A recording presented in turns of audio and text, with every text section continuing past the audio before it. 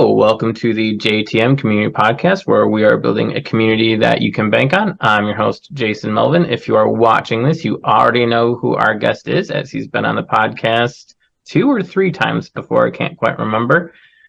As well as if you are listening to this, you'll recognize the voice, I'm sure, if you've heard him before. If you want to touch base with me for advancement advising, you can do so at j-tm.community. If you want podcast-specific stuff, just add /podcast to that. Of course, if you are wanting to be a part of the community, join the community, the easiest thing you can do is check out our Facebook group. The link is on the top right-hand side of the website. The social medias are there. The Facebook group gets daily posts Monday through Friday, and on Monday, a new poll goes live because you all dictate what the episodes are. Share your stories, your experiences, your thoughts, and then that gets turned into topic ideas, and then you all vote for those. Without further ado, we are going into 2 topics today. So the first one is a bit of a combo. So part 1 will be on the idea of intentionality and taking small steps. And then part 2 will be on the idea of creating a sense of belonging. As usual, you will see a timer pop up for roughly 20 minutes to kind of guide us and gives you a decent place of where to pick up and drop the episode. We are here with Lukas Ebright. If you want to go ahead, Luke, and introduce yourself a little bit.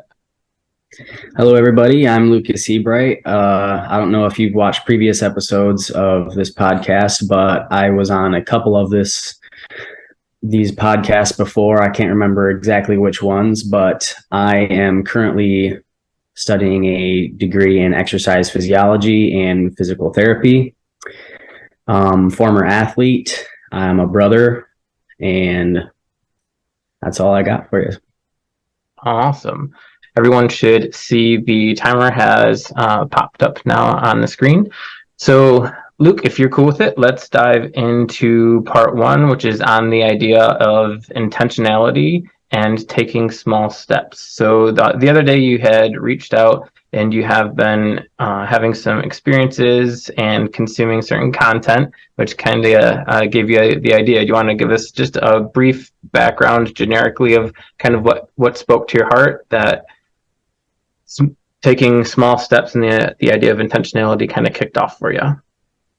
Yeah, so the other day I was just kind of reflecting on just the progress that I've made throughout life as far as finding my sense of purpose and where I was at a couple years prior to this. And I feel like I've made significant steps over the past couple years, but it wasn't just one giant step where one day I was like, all right, this is who I'm going to be. It was day by day taking tiny little steps that kind of eventually form me into the person that I am today. Get into the idea of small changes over time. Yep. Do you want to give us some context of what you're referring to? Because it sounds like a couple years ago compared to today, you were a different version of yourself. So what did that look like? What did you look like a couple years back to what you had kind of discovered, the changes that you had engaged and went through over those couple of years?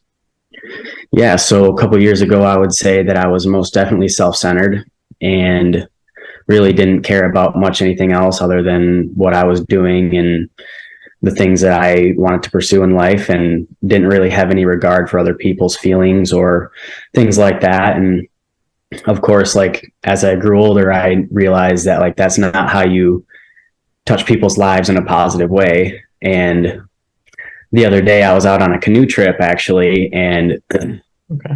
I had this experience where this young man was way too drunk to even function himself, and his family and friends were trying to get his attention and he wasn't responsive. So I approached the man and I told him I was worried about him and I was wondering if I could help him, and he actually responded to me, and I helped him get into the vehicle where they could take him home and help him recover and be safe. And it was just that feeling of helping somebody. It's an indescribable feeling, being able to help somebody like that, because there's nothing you can really compare to it. And Sure. I feel like after doing that, it kind of sparked that interest in me and how I wanted to share with other people how important it is to help other people. What do you think led you to do that, especially in a culture that a lot of folks find themselves when there's anything like kind of happening, or a level of stress or chaos, right, or conflict, that a lot of people will go out of their way to avoid it, or they will go out of their way to record it. And it sounds like you took a very, I would say, a traditional approach, in the sense of, hey, like there's somebody in need, I'm going to engage with them. Yeah, so I had been observing the situation for probably 5 to 10 minutes while this was going on. And deep down, I felt like I should do something and help these people out, but I never really took action. But luckily, my friend was standing there with me and she said, I think you should do something. So as soon as she said that, I was like, okay, my feelings that I should help these people are now confirmed. And that's actually what made me do it. Why do you think you needed permission to do something you already felt to be like authentic? I don't really have an answer for that, honestly. I think it was just like the best way I can describe it is a fear. Like, I don't know, a fear that am I doing the right thing if I try to help these people out? Because maybe they think that, they have it under control and they can do this themselves. But obviously that wasn't really getting them anywhere. So I think that's kind of why I was having the feelings why I should help them. Yeah, let's go through with that. Or let's work through that idea. So you had the thought, even if your friend didn't say anything, and you engage, right? You're not going to engage in a disrespectful kind of way. You're not going to be like, hey, asshole, get in the vehicle. Like, that's not going to be your approach. So let's say you did approach them and they said, hey, no, we got this. No harm, no foul. You just go on about your business, right? Keep floating down the river. Well, see, the thing is his family and friends weren't really treating him in a way that they showed that they cared about him. So he was sleeping in his kayak, and like I said, he was unresponsive. And what his family were doing, they were literally calling him names, and his girlfriend actually like slapped him a couple times and said, you need to get up. And I was just thinking, like, that's not really how you should be handling this situation. So that's why I took the approach that I did, where I told him, like, hey, I'm worried about you and I want to make sure that you're okay. Mm-hmm. Again, and I'm not trying to put you in the hot seat, as much as knowing where your heart is to be helpful in that situation. And even though you felt that, and you had this, your conscious was speaking to you in the sense of, hey, like, help this person. And yet for 5 to 10 minutes, you had that hesitation until your friend said, hey, you should do something. I can't really, like I said, I can't really give you an answer of why I hesitated for so long, other than the fact that I was fearful that they didn't need my help and that they would take it the wrong way if I offered my help. And what would that look like, the wrong way? I don't know, like, who do you think you are that you can do something that we can't, like get him out of his canoe and help him out? Okay. And the reason why I'm pushing this a little bit, because I think that is a small change. I would argue a big change in a very brief period of time. Because when I initially asked the question, in the idea of when we live in a culture where most people will avoid or record, you had that same hesitation, which was to avoid it, right? So there was a part of you that was like, hey, like, this person needs help, like something's not okay. And you felt all of that. But for those 5 or 10 minutes, that the discomfort that came from it led you to avoid it. How do you think you got over it? Definitely the confirmation from my friend. I didn't want to, well, I think in the moment, maybe I felt like I was the only one thinking that this person needs help. And then my friend, when she confirmed, like, okay, I think you should do something, having that sense of like, just like a mutual feeling that person needed help. Right. Sure. isn't it crazy that when you take a situation like that, if let's say there were 20 of you in a group floating down the river, you saw that happening, all 20 of you are probably feeling the same exact way. And if one of you doesn't say something about it, nothing would have happened. Even though you all feel the same way, it's just unspoken because you felt there's two of you. You felt that way, and was it a she? I think you said she felt that way. Yep. But you felt that way, she felt that way. There's two people, so 100% of the people in that situation felt that way. And it wasn't until something was vocalized that any action had taken place. Yeah, I think it was just a lack of courage in the moment. Mm-hmm. I think that's a really good description of kind of where our culture tends to be, right? Is that everyone is thinking and feeling certain kind of ways in those type of situations or situations similar to that.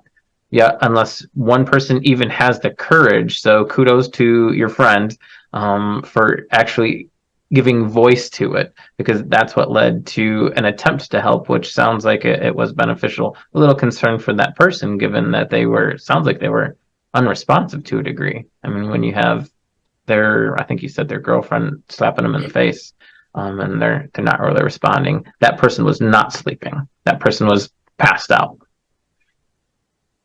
Yep.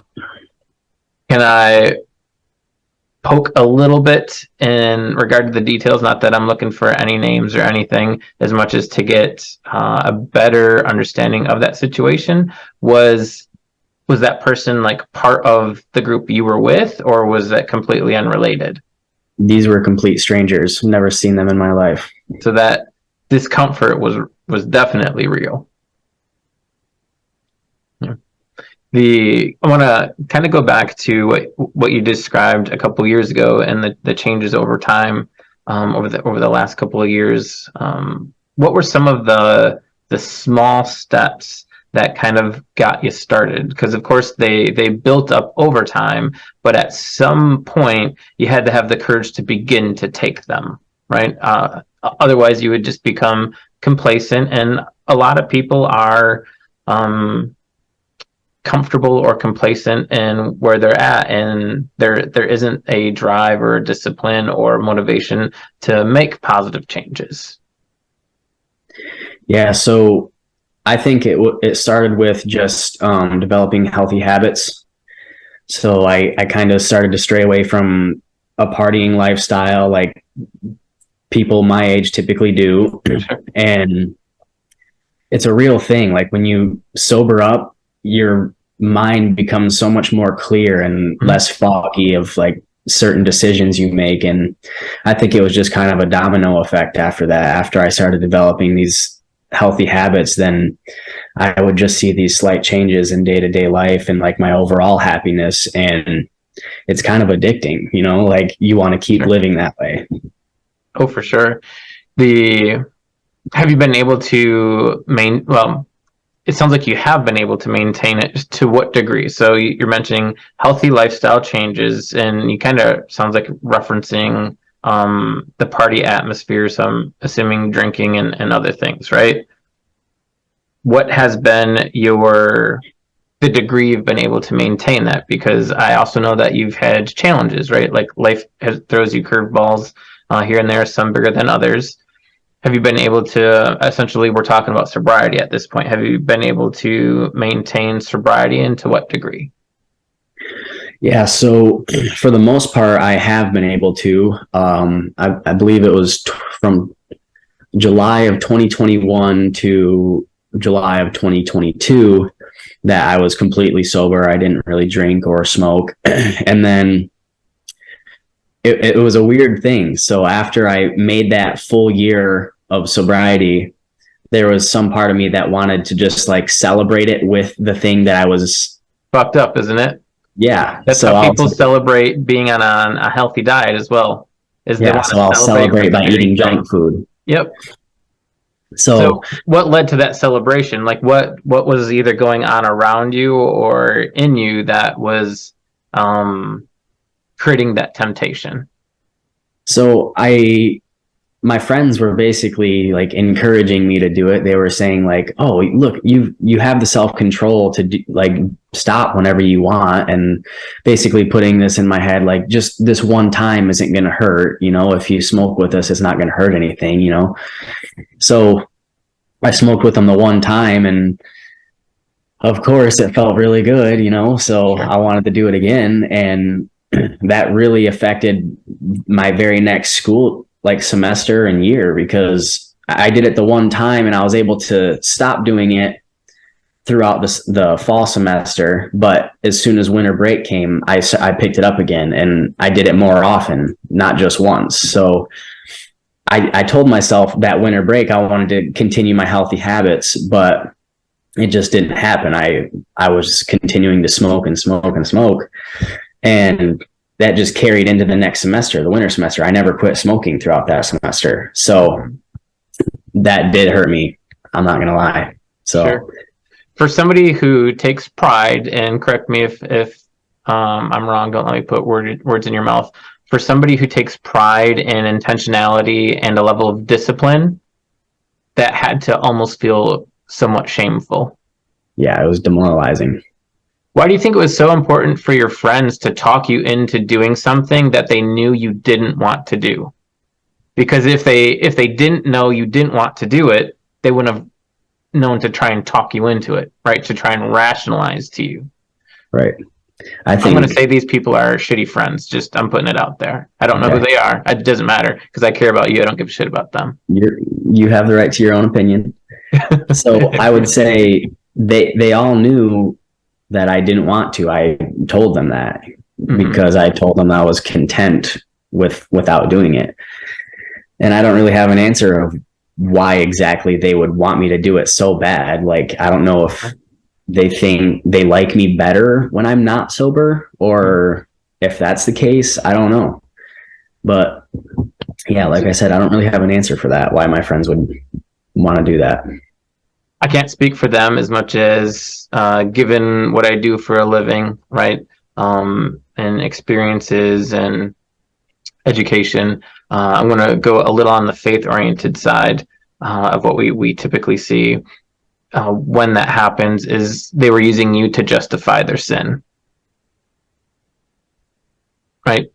For example, drinking and getting plastered feels okay if you're with people that are drinking and getting plastered. Now, drinking and getting plastered while you're at an AA meeting in a church, all of a sudden that doesn't feel so okay. Right. Right. And in this metaphor, so to speak, you were that AA meeting in a church. So they were uncomfortable that maybe somebody else had the self-control not to do it, and they were trying to avoid that discomfort. It's the justification of sin.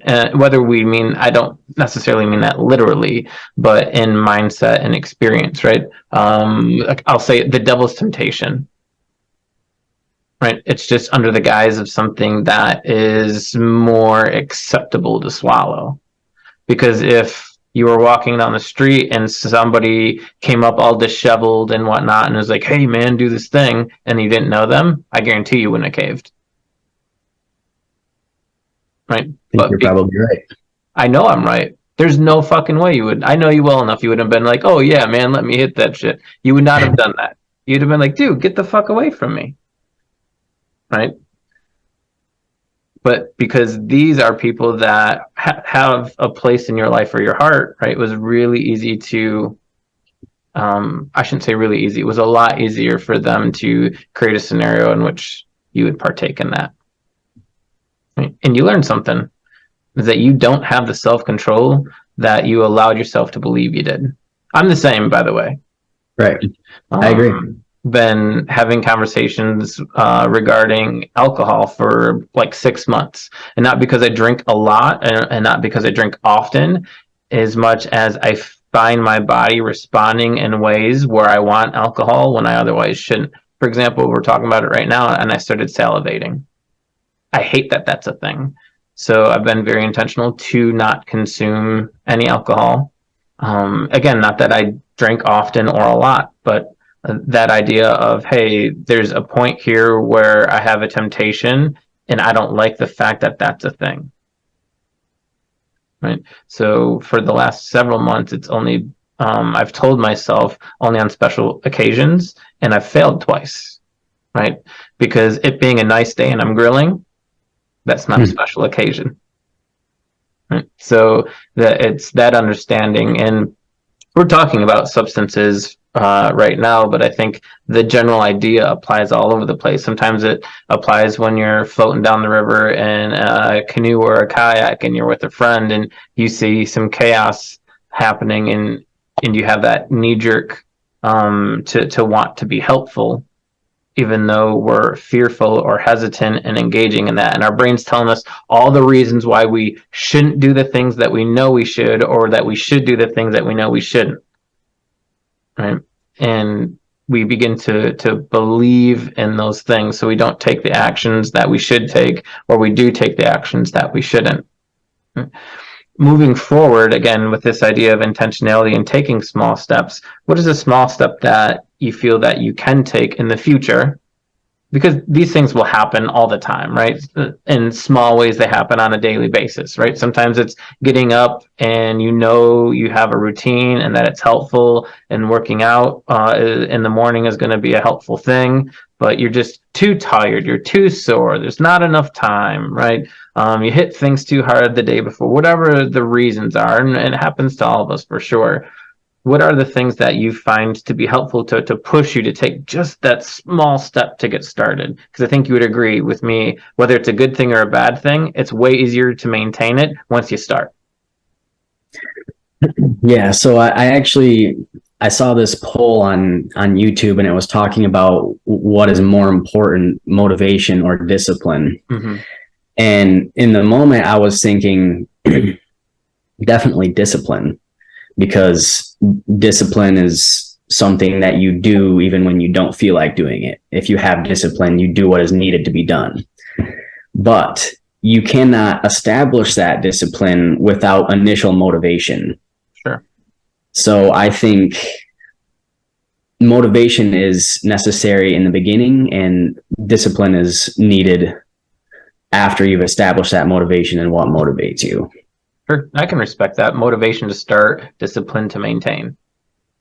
So in the moments that you're struggling, what do you use? What do you create in either your mindset or within the day to give you that little bit of a motivation? For example, when you were going down the river, it was the friend. The friend was that tipping point. You were almost there, and that friend said, "Hey, you should do something." You're like, "Okay, I'm there." Yep. You're not always going to have a friend with you, right? So how can we, what do you do? What do you use for that little tweak to just get you over the fence in those moments? Yeah, I think definitely my strive to be an exceptional individual. Mm-hmm. So like I want to be able to do things that other people choose not to do. So I think I think it'd be ideal if everybody had that mindset where Sure. I want to do things that other people can't do. But I think that's like a motivation for me to do things that maybe I don't want to do in the moment. It's like, is an exceptional individual going to do something like this? I like that. I would prefer you doing the things not to be an exception to the rule. It'd be nice if everybody would just do the things, whether that's helping somebody or creating positive elements in their life.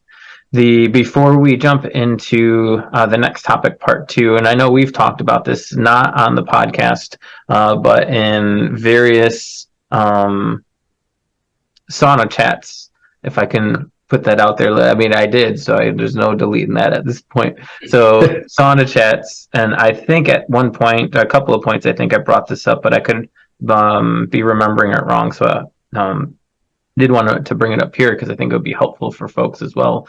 Regardless of faith and where somebody is at, or what you may or may not believe, the premise of the serenity prayer, I think, is the embodiment of our conversation so far. It's the idea of having the understanding and the wisdom to discern the things you can have control right, that you can have an impactful action on, and the things that you can't, the ability to let the things that you can't go, but having the courage to take action in the moments that you can have an impact. And you displayed courage in engaging that gentleman and their family and friends, it sounds like, while you were on the water, and that made a big difference, right?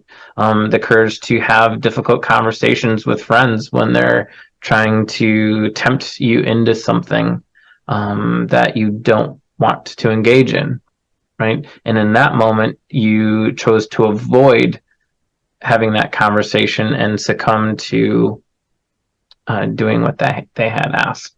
If I could give anyone any advice, would be to check out the Serenity Prayer. One, I think it is remarkably helpful and guidance in life, and I try to apply it regularly, as well as listen to your gut, because in both those situations, your gut was dead on. Yep. Right. In one sense, you had somebody to give you a little push, and in the other example, they still gave you a push. It was just in the other direction. Yeah. Thank you so much, Luke, for joining me for, again, these two topics. So part one, again, being the idea of intentionality and taking small steps to achieve kind of a greater or grander change within in your life. And then part two being that idea of purpose, belonging, and really creating a sense of belonging. Before we bounce out of here, is there anything that let me change that. What little nugget do you want folks to take away from our conversation this morning? Treat people with kindness and kind words and build them up. Don't try to tear them down. Support your friends and trust your gut. I love it. I'm going to paraphrase all that down into, for whatever reason, these things are speaking to me this morning, is the golden rule. Treat others how you would want to be treated. Awesome. Again, Lucas, thank you so much for joining me this morning. Of course, for anyone watching or listening, if you want to touch base with me for advancement advising, you can do so at j-tm.community. If you want podcast specific info, just add a /podcast to that. It'll take you exactly where you want to be. If you want to join the community, the easiest thing that you can do is top right hand side of the website are the social medias. Facebook group, every weekday, Monday through Friday, is a new post, as well as every Monday is a new poll that you all dictate what is in there, and a new episode goes live every Monday at 8 a.m. Eastern. We also typically, not always, but usually on Monday's post, there's some kind of corny joke that tends to go along with that. So try to start our day with a smile on our face that puts hopefully a kind ripple that goes throughout there. Again, Lucas, thanks for joining me this morning, and thank you all for tuning in and being part of a community where you belong.